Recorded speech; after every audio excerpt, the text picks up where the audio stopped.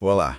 Quando a gente pensa em compras do governo, a ideia mais imediata é escolher o mais barato, né? Parece o mais lógico. Sim, parece. Mas quem lida com licitações sabe que esse caminho, assim, que parece simples, é cheio de detalhes, né? E até umas armadilhas. Com certeza. Hoje a gente vai fazer uma análise um pouco mais a fundo de como funcionavam um dos critérios de julgamento mais conhecidos, o tal do menor preço. Famoso menor preço. Exato. E para isso, vamos usar como base uns materiais de referência importantes, sabe? Tipo a Lei 8.666 de 93, que ficou aí por um tempão. Décadas, né? Pois é. E também um guia do Tribunal de Contas da União, especificamente a 4ª edição, lá de 2010, que trazia orientações, jurisprudência da época. A nossa missão aqui é entender as nuances desse critério e que lições ele ainda pode oferecer hoje, né? Exatamente. E o interessante, sabe, é notar como mesmo um critério focado no custo, como o menor preço, não era uma ciência exata. Exigia e ainda exige, em contextos parecidos, muito cuidado do gestor. Muita atenção. Isso. O mantra que a gente via nesses documentos era sempre buscar a proposta mais vantajosa para a administração. O desafio era definir o que essa vantagem realmente significava na prática, né? Especialmente quando o critério era o menor preço. Certo, então essa busca pela proposta mais vantajosa era o norte.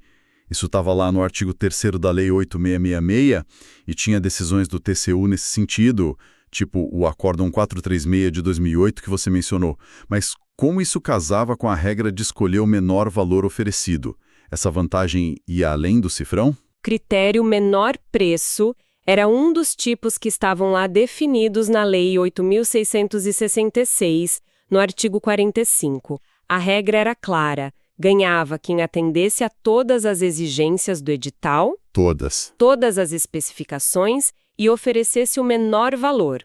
Esse critério era o padrão para modalidades como concorrência, tomada de preços, convite, quando o foco era mesmo o custo. E acabou sendo a base do pregão, né? Especialmente para contratar o que a lei chamava de bens e serviços comuns. Ah, os bens e serviços comuns. E o que caracterizava esses bens e serviços?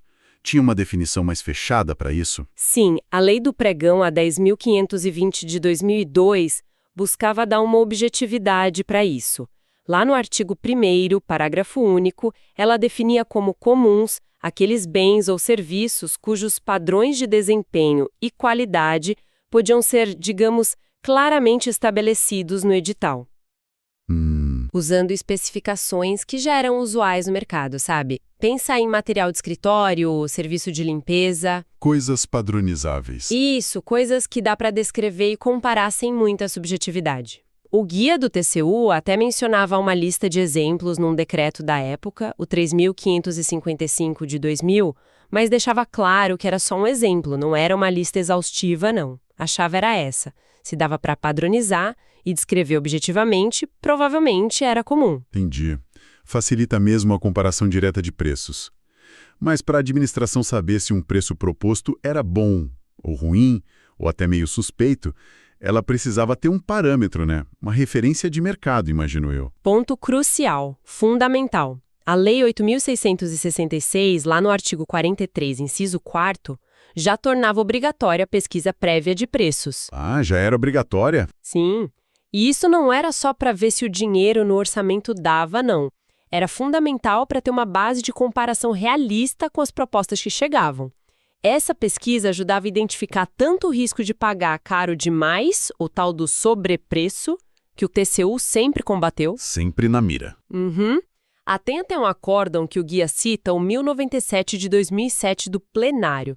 E também ajudava a identificar o risco oposto, o preço baixo demais, o chamado preço inexequível. O famoso inexequível. Exato. E uma prática que o TCU recomendava na época e que está citada no guia com base no Acórdão 367 de 2010 da Segunda Câmara era buscar pelo menos 3 orçamentos diferentes no mercado, 3 fontes distintas. Certo, para ter uma média mais confiável. Isso, e não adiantava fazer a pesquisa meses antes e guardar na gaveta. Ela precisava refletir os preços da época do julgamento, como o próprio guia do TCU alertava lá na página 486. Tinha que estar fresca. Fresquinha. E um ponto interessante, o tribunal via com maus olhos pesquisas muito restritas, sabe? Um caso citado, o Acórdão 610 de 2008, do plenário, apontou como falha grave uma pesquisa feita com uma única empresa que, olha só que coincidência, depois ganhou a licitação. Isso pega mal, né? Pega muito mal. Levanta suspeitas sobre a validade daquela pesquisa como referência. Faz todo sentido. A pesquisa tem que ser confiável para servir de baliza mesmo. Além do preço de referência, a descrição do que se quer comprar ou contratar no edital também tinha que ser impecável, né? Para todo mundo oferecer preço para exatamente a mesma coisa. Essencial. A clareza do objeto é a base para uma comparação justa. No caso de obras e serviços, a Lei 8.666 era ainda mais específica. O artigo 7º exigia um orçamento detalhado, anexado ao edital, com a composição de todos os custos unitários. Detalhado mesmo. Sim, para permitir analisar as propostas item a item, se fosse o caso. O material do TCU também lembrava que a Lei de Diretrizes Orçamentárias, a LDO, vigente na época, orientava o uso de tabelas de referência de custos. Ah, tipo SINAP e SICRO? Justamente, o SINAP, que apura custos para construção civil em geral, e o SICRO, mais voltado para obras rodoviárias. Esses sistemas serviam como um padrão para os orçamentos da própria administração e também para analisar as propostas dos licitantes. Agora a gente chega num ponto que sempre gera debate, né? Os riscos do menor preço. Aquela história, o barato pode sair caro. Como é que a legislação e o TCU lidavam com propostas com preços baixíssimos, assim, na lona? Esse é um dos grandes desafios, sem dúvida. A Lei 8.666, lá no artigo 48, previa a desclassificação de propostas com preços manifestamente inexequíveis. Manifestamente.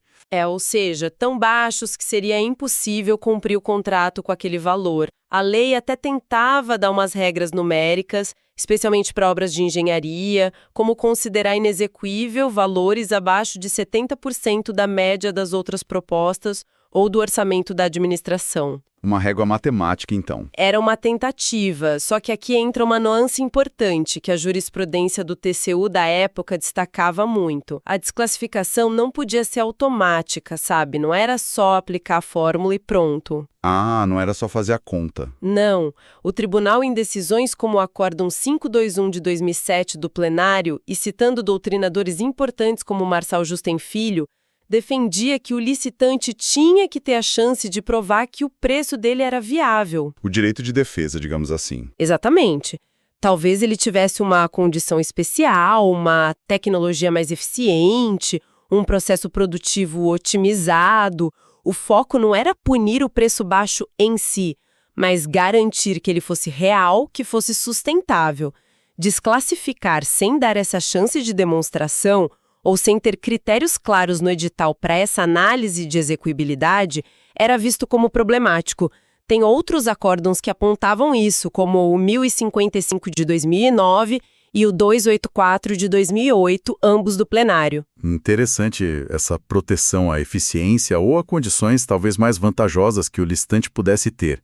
Mostra que o menor preço não era tão, digamos, simplista assim. Nem um pouco. E falando em critérios, o guia do TCU traz um caso bem ilustrativo, o Acórdão 1035 de 2008. Nesse caso, tentaram usar fatores que não estavam previstos no edital, como o número de filiais, para classificar propostas numa licitação que era de menor preço. Isso reforça demais como o edital era a lei da licitação, né? Não dava para inventar regra no meio do jogo. Perfeita ilustração disso. O princípio da vinculação ao instrumento convocatório, que estava lá no artigo 44 da Lei 8666, era sagrado. Tinha que ser seguido à risca. O julgamento tinha que ser objetivo, seguindo estritamente o que estava escrito, o que estava no preto no branco do edital. Sem tirar impor. Exato, nada de inventar critérios na hora H. Isso garantia a isonomia, né? Tratar todos os licitantes pelas mesmas regras. E olha, a falta de clareza nos próprios critérios de aceitabilidade de preços no edital também era uma falha comum que o TCU apontava. O Acórdão 1330, de 2008, falava disso. Gerava insegurança, potenciais disputas, tudo precisava estar muito claro desde o começo. Para a gente ter o quadro completo, vale lembrar rapidinho que a Lei 8666 não tinha só o menor preço, né? Existiam outras formas de escolher a proposta vencedora, certo? Sim, sim. O mesmo artigo 45 da Lei 8666 previa outros tipos. Tinha a melhor técnica, que era usada quando a qualidade, a expertise técnica era mais importante que o preço. Muito comum para contratar projetos, serviços intelectuais. Certo. E tinha também a técnica e preço, que tentava, digamos, equilibrar os dois mundos. Nesse caso, davam-se notas para a parte técnica e para o preço, e uma fórmula que está definida no edital, com pesos para cada parte, determinava o vencedor. Uma média ponderada, basicamente. Isso, uma média ponderada. O desafio aí era definir esses pesos de forma equilibrada, para não acabar tornando o preço irrelevante ou, ao contrário, anular a importância da técnica. O TCU tinha decisões alertando sobre o risco de uma valoração excessiva da técnica, por exemplo, que poderia distorcer a competição. A escolha do tipo certo dependia muito do que se estava contratando. Entendi. Considerando tudo isso, então, essa complexidade toda, mesmo olhando para essa legislação e essa jurisprudência mais antigas, que lições práticas assim um gestor público poderia tirar para usar bem o critério menor preço e, principalmente, evitar problemas? Olha, com base nesses documentos lá de 2010, algumas diretrizes eram bem claras e, eu diria, continuam relevantes nos seus princípios até hoje. Primeiro, edital claro como cristal. Clareza é tudo. Tudo. Descrever precisamente o objeto, os critérios de julgamento e, muito importante, os critérios para aceitar ou recusar preços. Limites máximos, como analisar os mínimos, tudo isso tinha que estar lá como exigia o artigo 40 da lei antiga. Segundo, pesquisa de mercado séria e atualizada.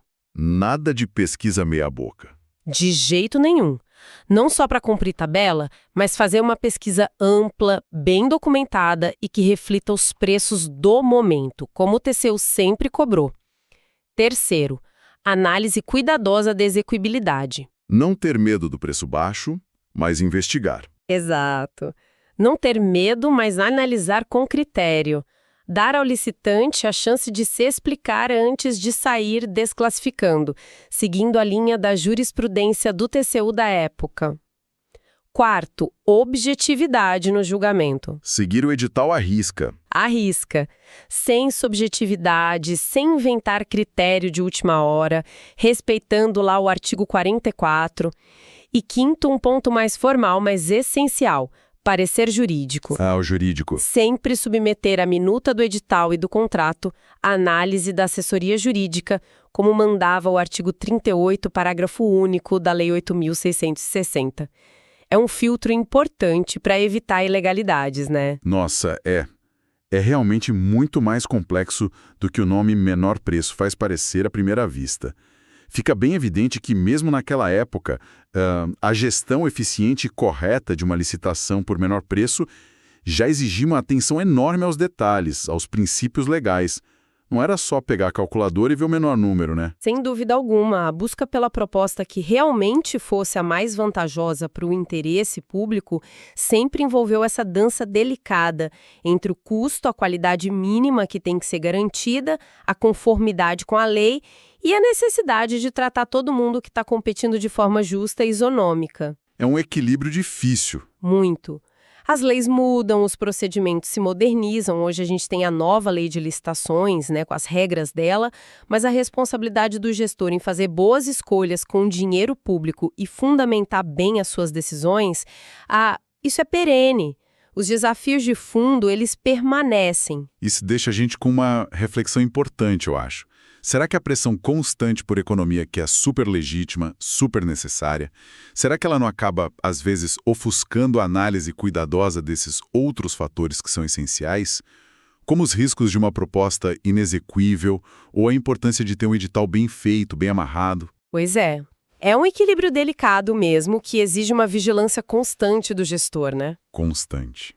E com essa provocação, aí no final, a gente encerra essa nossa análise sobre o critério menor preço, olhando pela perspectiva da Lei 8.666 e do TCU daquela época. Esperamos que essa exploração tenha sido esclarecedora e útil. Até a próxima!